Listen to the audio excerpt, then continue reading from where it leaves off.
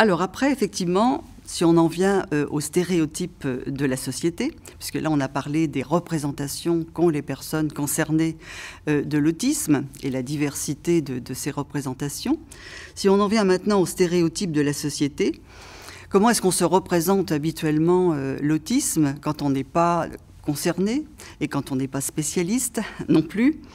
Eh bien, effectivement, l'image stéréotypée, qui devient d'ailleurs une injure, bon, on a eu des exemples, effectivement, dernièrement, y compris dans les discours de certains politiques qui prétendaient qu'ils n'étaient pas autistes. Donc là, c'est vraiment l'autisme utilisé comme une espèce, effectivement, injure, entre guillemets, même si ce n'était pas vraiment le délibéré de la part de ces personnes. Et voilà.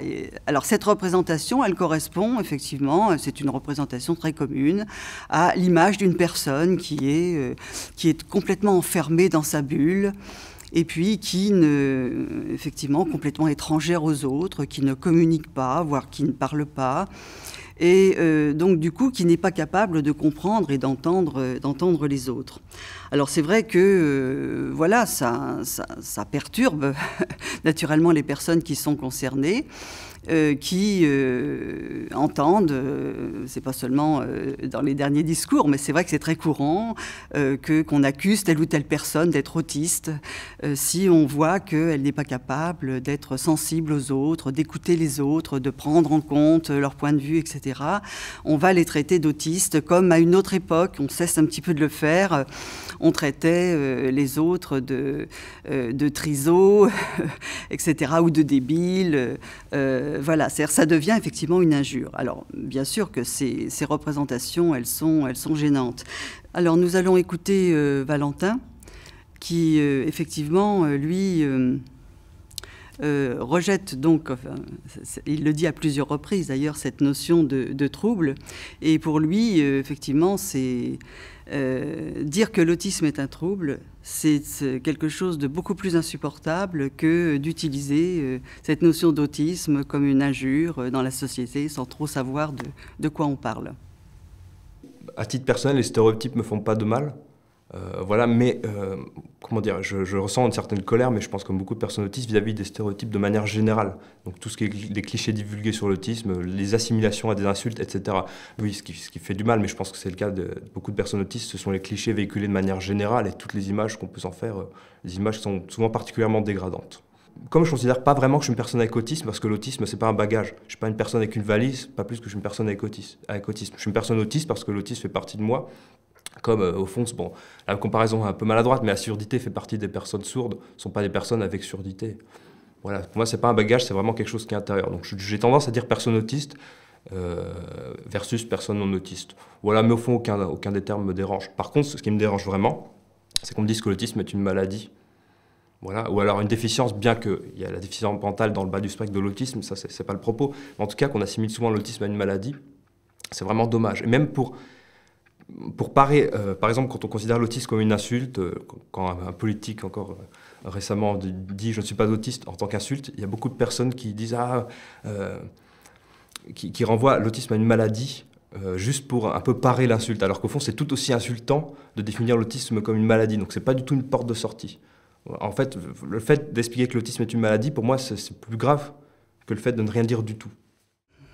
Pour conclure cette partie sur les représentations de l'autisme, à la fois de la société, mais aussi des personnes autistes elles-mêmes, donc j'aimerais conclure sur ce qui les rassemble. Et c'est très bien exposé, en effet, par à la fois Stéphanie et Laetitia, qui insistent bien sur le fait que l'autisme, en tant que tel, quand on met de côté tous les troubles associés, aussi bien dans le bas que dans le haut du spectre, eh bien, effectivement, l'autisme, c'est une différence de fonctionnement. Alors, une différence au niveau perceptif, effectivement, et alors, naturellement, avec des variations d'une personne à l'autre, mais voilà, ce sont des caractéristiques que partagent toutes les personnes avec autisme. Donc ce fonctionnement perceptif et ce fonctionnement mental aussi, hein, qui fait que ces personnes ont un fonctionnement cognitif particulier, hein, ont une façon particulière de percevoir le monde, hein, au niveau de la perception, de la sensorialité, etc. Et là, on est vraiment dans l'autisme en tant que tel. en mettant tous les troubles associés entre parenthèses. Et ça, c'est vraiment ce qui rassemble tous les autistes du bas au haut du spectre. Et ça, c'est vrai qu'on devrait plus se focaliser sur ce qui rassemble, hein, et qui expose très bien Stéphanie et Laetitia, et c'est pour ça que je conclus avec leur témoignage, au lieu de justement faire ressortir ce qui les différencie. Et ce qui les différencie, ces personnes, ce qui fait qu'on parle effectivement des autismes, c'est plus leurs troubles associés que l'autisme en tant que tel. Hein, parce que ce fonctionnement perceptif particulier, cette façon particulière d'être au monde, eh bien là, effectivement, qu'on soit face à un autiste qu'on qualifie de sévère, avec des troubles associés ou un autiste léger, eh bien, toutes ces personnes partagent en effet ce fonctionnement particulier. Voilà, donc on conclut avec les témoignages de Stéphanie et Laetitia. Alors être autiste, c'est avant tout avoir un fonctionnement perceptif et un mode de pensée particulier. Je pense que c'est vraiment les deux grandes caractéristiques et les deux grands domaines, ce qu'on appelle le fonctionnement sensorimoteur et le fonctionnement mental, qui définissent toute personne avec autisme.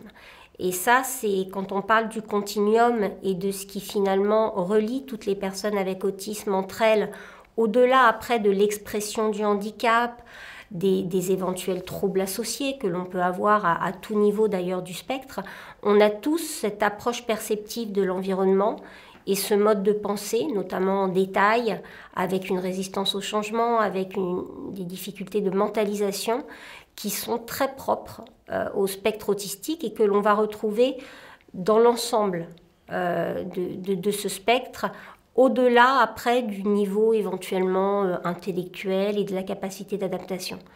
Et ça me semble vraiment une réalité qu'il faut que les gens puissent intégrer et qui va beaucoup plus les réinscrire dans la notion de continuum.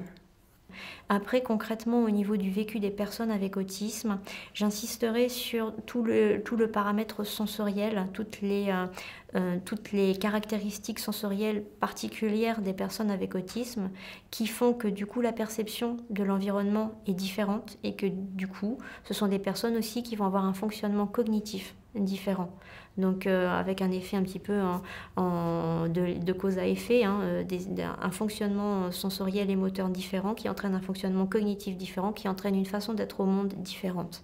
Et ça à tout niveau du spectre, qu'on soit vraiment autiste entre guillemets sévère ou qu'on soit plutôt sur le haut du spectre.